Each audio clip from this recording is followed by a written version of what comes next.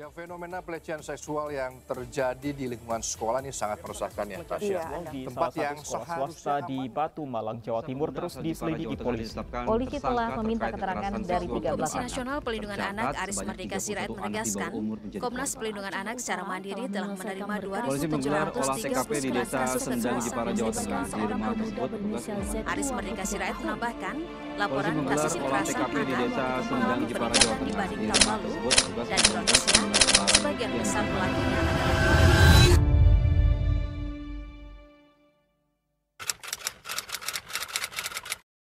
Mungkin kalau dari aku sangat serius ya, karena mengingat pertama pelecehan yang ada di kampus ya, itu merupakan sesuatu hal yang menurutku sangat-sangat bisa potensinya besar, karena di lingkungan kampus itu kan sangat nggak sebesar itu keamanannya yang ada. Menurut aku pribadi ini cukup serius ya, dan memang kalau kita mengacu pada mungkin teman-teman juga udah pernah lihat sering banget di media sosial ngelihat kayak fenomena-fenomena entah kekerasan atau pelecehan seksual yang udah terjadi. Nah di kampus sendiri kalau teman-teman nanti lihat data dari Komnas HAM Perempuan juga Komisi Anti Kekerasan Seksual 5 tahun kebelakang tuh kita terus naik trennya. Kekerasan dan pelecehan seksual di perguruan tinggi itu terus naik, bahkan sampai di tahun 2025 itu kurang lebih udah ada 10.500 kasus gitu. Terkait seberapa serius pelecehan seksual di kampus, menurut saya itu sangat serius. Mengingat kampus merupakan tempat kita untuk mendapatkan pendidikan tanpa adanya batasan ataupun ancaman dari pihak lain, apalagi tentang pelecehan seksual. Kemudian mengingat banyaknya pelecehan kampus yang sekarang sering terjadi atau mungkin bisa dibilang hampir di seluruh kampus yang ada di Indonesia pernah terjadi pelecehan seksual, maka menurut saya perlu untuk dilakukan inklusivitas ruang aman dan nyaman di lingkungan kampus sendiri. Kalau menurut aku memang pelecehan seksual itu bukan isu yang sepele ya, karena itu isu yang di luar kampus pun menjadi topik yang cukup serius.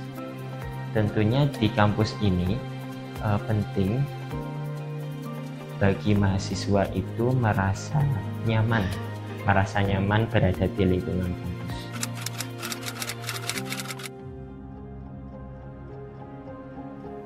Inklusivitas ruang aman dan nyaman di lingkungan kampus sendiri, jangan sampai memberi celah sedikit pun terhadap pelaku-pelaku pelecehan seksual.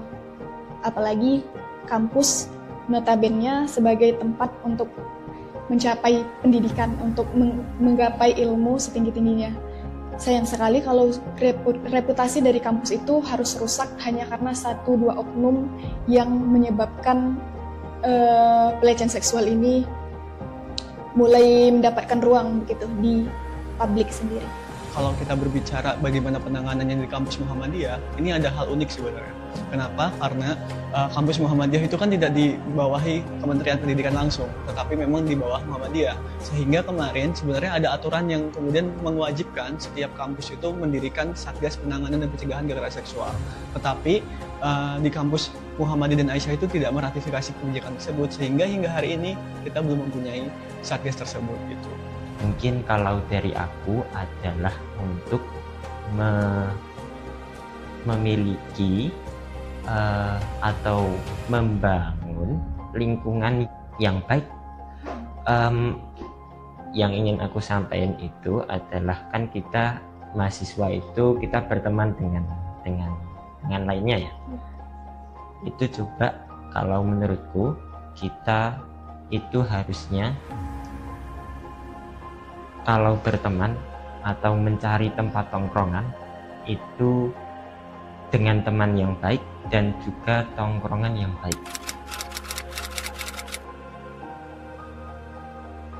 Kalau misalkan untuk prinsip kampus ini mungkin dari aku sendiri bisa mengatakan belum cukup aman. Kalau dibilang tempat aman dan nyaman tentu belum.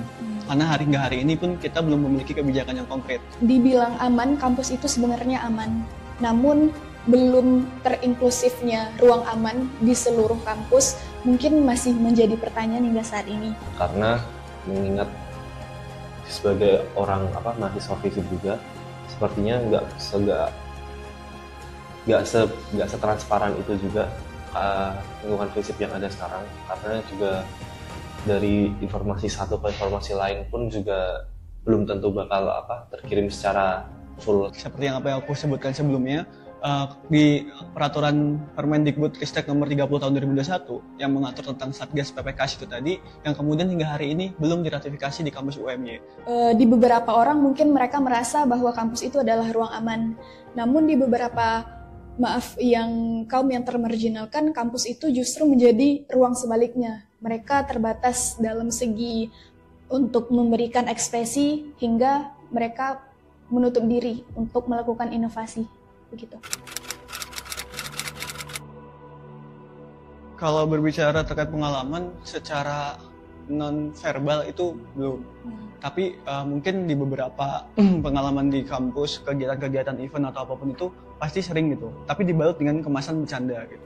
Dulu ada kakak tingkat yang pernah cerita kalau dia tuh punya teman dan temennya itu merasa ya mengalami pelecehan seksual di lingkup kampus ini. Itu nggak tahu antara mungkin memang benar atau enggak. Tapi aku pernah ada kenalan yang misalkan kalau ya bukannya aku mungkin merasa tapi biasanya kan ada kan orang yang biasanya nggak sengaja bilang kayak aku nggak sengaja nyenggol apa segala macam. Walaupun mungkin nggak tahu antara sengaja atau nggak sengaja, tapi kan mungkin juga di satu sisi dia mungkin entah antara dia merasa itu sebuah sesuatu hal yang bagus untuk diungkapkan juga atau enggak, kayak gitu sih. Mungkin dari saya pribadi, sebelumnya saya pernah mendapat kabar bahwa terjadi pelecehan seksual di salah satu fakultas yang ada di kampus. Kemudian saya hanya mengetahui kronologis kenapa pelecehan seksual itu bisa terjadi, namun tidak adanya regulasi dari pihak-pihak ketika korban tersebut melaporkan yang dialami, membuat kasus tersebut hilang begitu saja. Nah hari ini kalau kita lihat ya, kita nggak bisa menjamin apakah kemudian informasi yang kita berikan entah kepada satgas, entah kepada dosen ataupun ke teman itu tidak menyebar gitu. Meskipun hari ini kita bilang oke, ini udah disumpah, oke ini udah ditandatangan dan sebagainya, tapi isu-isu kayak gini itu sangat mudah tersebar ke khalayak umum. Makanya harapannya ya kita bisa ngebentuk secara aspek profesional, nggak cuma melibatkan dua pihak, tapi secara vertikal iya, mungkin tadi keterlibatan dosen yang aspek profesional, secara horizontal juga iya, mungkin teman-teman mahasiswa. Aku pernah dengar kalau di UMY itu menyediakan layanan konseling, ada konselor seperti itu, dan mungkin itu juga memiliki tujuan untuk mengakomodasi dan melindungi korban-korban pelecehan seksual mungkin ya. Pertama karena itu yang pasti biasanya akan mempengaruhi ke harga dirinya dia. Dan yang kedua biasanya korban itu akan, karena nggak sedikit juga bahwa karena aku ada di lingkup ilmu komunikasi, biasanya ada pemberitaan yang dia biasanya yang diberita ini justru akan memperkeruh keadaannya sih, mentalnya korban. Jadi kan menurutku kalau misalkan mungkin berbahayanya media itu juga nanti dia akan mempengaruhi alasan kenapa si korban nggak mau cerita sih. Mungkin karena pelecehan seksual itu mungkin masih dianggap sebagai pengalaman yang malu untuk diceritakan. Mungkin kembali ke saya pribadi sebagai seorang perempuan yang jika mengalami kasus pelecehan seksual, saya lebih memilih yang pertama, jika saya tidak mendapatkan kekuatan dari sekitar, dari lingkungan ataupun supportive person, mungkin saya akan memilih menutup kasus tersebut. Karena mengingat kita sebagai perempuan, jika dilihat dari pihak lain, itu harus benar-benar dijaga. Ketika seorang perempuan itu diketahui terjangkit yang namanya pelecehan seksual, maka pihak-pihak luar melihat perempuan tersebut tidak lagi dicap sebagai perempuan yang baik. Kebetulan kami kan dari Dinas Adkesma itu memang fokusnya dengan semua permasalahan mahasiswa, baik itu pelecehan seksual, bullying, atau juga mungkin bisa keluh kesah mahasiswa terkait fasilitas kampus. Tapi terkait kekerasan sendiri, kebetulan kami dari Dinas Adkesma selama termin 2 ini belum mendapatkan masalah yang serius Kak tentang kekerasan seksual. Kalau di Adkesma itu kita ada 3 fokus turunan isu. Yang pertama itu ada kawan karib, yang kedua ada kawan bermakna, dan yang terakhir ada Satgas PPKS. Nah, untuk Satgas PPKS itu memang dia berfokus ke kekerasan seksual. Jadi untuk alur birokrasinya itu ada di Satgas, yang mana itu di Satgas kita ada 3 pendamping dari dosen dari masing-masing fakultas. Ada dari IP, dari Ilkom juga ada, dan dari HI. Untuk pelaku ya, kita untuk pelaku sebisa mungkin kita sebarkan luas. Kecuali untuk korban. Untuk korban tuh kita verifikasikan gitu. Jadi audiensinya itu secara tertutup gitu antar sang Satgas ataupun dan juga tim ahli yang tadi dari dosen itu, supaya privasi itu aman korban itu, biar tidak diketahui oleh banyak orang juga, dan dia tidak mengenai psikologis juga. Kan kalau misalkan kena kayak udah tersebarnya kan mereka kadang minta cabut ya. Tapi kalau misalkan itu dicabut, kita bakal tetap melakukan itu pergerakan kita sendiri meskipun dicabut ya sama si korbannya. Seperti kita yang bakal nuntut mereka ke pihak berwajib pelakunya. Sebenarnya dalam semua kasus kekerasan seksual, sanksi sosial yang diterima oleh pelaku menurut saya ya Kak itu kurang sepadan dengan apa yang diterima dengan si korban. Tapi lagi dan lagi kita nggak bisa menutup kemungkinan kalau kekerasan seksual itu berlaku hanya dengan kesalahan satu pihak. Karena kan biasanya kalau kekerasan seksual itu banyak sekali penyebab-penyebabnya. Cuman kalau bertanya terkait sanksi sosial itu cukup nggak untuk membayar misalnya rasa sakit dari si korban, sebenarnya itu enggak sih Kak. Karena ya sanksi sosial kejahatan apapun yang dilakukan di luar konteks kekerasan seksual ya Kak, sanksi sosial itu pasti ada. Jadi apalagi kalau dalam konteks kekerasan seksual itu apa yang didapat dengan korban itu sama sekali nggak sepadan dengan sanksi sosial yang didapat dengan pelaku. Untuk bulan ini kita ada 3 program terdekat. Yang pertama itu ada Aspirasa. Aspirasa itu dibungkus dalam podcast, yang mana nanti kita akan mengundang 2 narasumber, 1 dari dosen dan 1 dari mahasiswa. Yang temanya juga kebetulan tentang kekerasan seksual Kak. Itu nanti ada di tanggal 17, mungkin kakak-kakak nanti bisa lihat live streamingnya.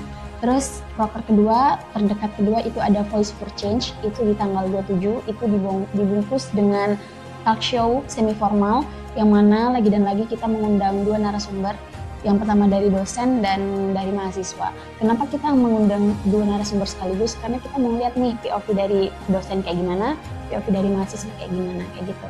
Terus yang ketiga ada ini yang prokernya kawan bermakna tadi, yang ini berfokus pada teman-teman di Pablo, kayak gitu. Itu di tanggal 28-nya. Sejauh yang saya pahami ya, itu ada yang bersifat verbal, ada yang bersifat non-verbal seperti fisik, tindakan, dan sebagainya. Nah, itu pun sebenarnya kalau berkaitan dengan kasus tadi, di kita juga sudah ada penanganan sebenarnya. Penanganan yang bersifat formal dari para mahasiswa ataupun sivitas yang langsung datang ke kita, maupun yang mungkin yakin pasti tetap banyak, cuma mungkin ada kalanya mereka nggak datang ke kita. Jadi yang saya pahami bahwa bentuk pelecehan itu bisa secara verbal maupun non verbal. Verbal itu bisa kalau sekarang ya secara media ya kan, online, termasuk tindakan. Kalau bentuk dukungan, yang pertama kita ada layanan. Kalau dulu itu belum secara resmi, jadi langsung ke dosen atau DPA, kemudian dibawa ke tim komite etik disiplin. Nah, saya ingat Pak Arif itu 2021 ya, sebelum Pak Arif masuk itu ada layanan namanya You My Care. You My Care itu adalah layanan aduan terkait dengan salah satunya tadi, selain masalah pelecehan juga berkaitan dengan aduan-aduan mahasiswa, mungkin masalah psikologi dan lain sebagainya. Itu salah satu bentuknya dengan membuka layanan. Yang kedua, bentuk dukungan juga kepada korban yang kemudian sudah melapor. Di sini adanya pendampingan dan pendampingan kasus maupun pendampingan psikologis. Itu sejauh ini yang kemudian kampus coba berikan. Di samping itu sebagai bentuk preventif atau upaya pencegahan juga, di beberapa kesempatan baik secara personal maupun kelembagaan di Direktorat Kemahasiswaan kita adakan kegiatan-kegiatan berkaitan dengan isu atau campaign melawan atau stop kekerasan.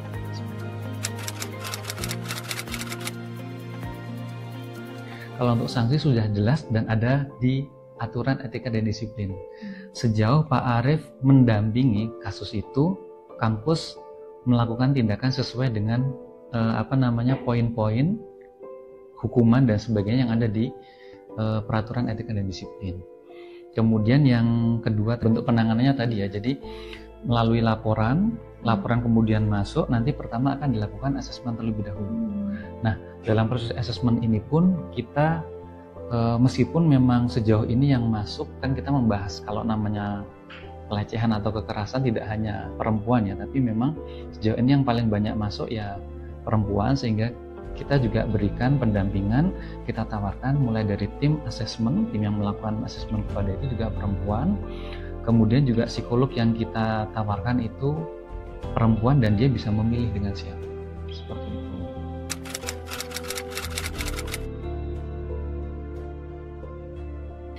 Yang pertama, di beberapa case ketika Pak Arief mencoba mengamati ya, fenomenanya adalah pasti korban yang pertama kali itu ada rasa keraguan-raguan, rasa takut ketika memulai.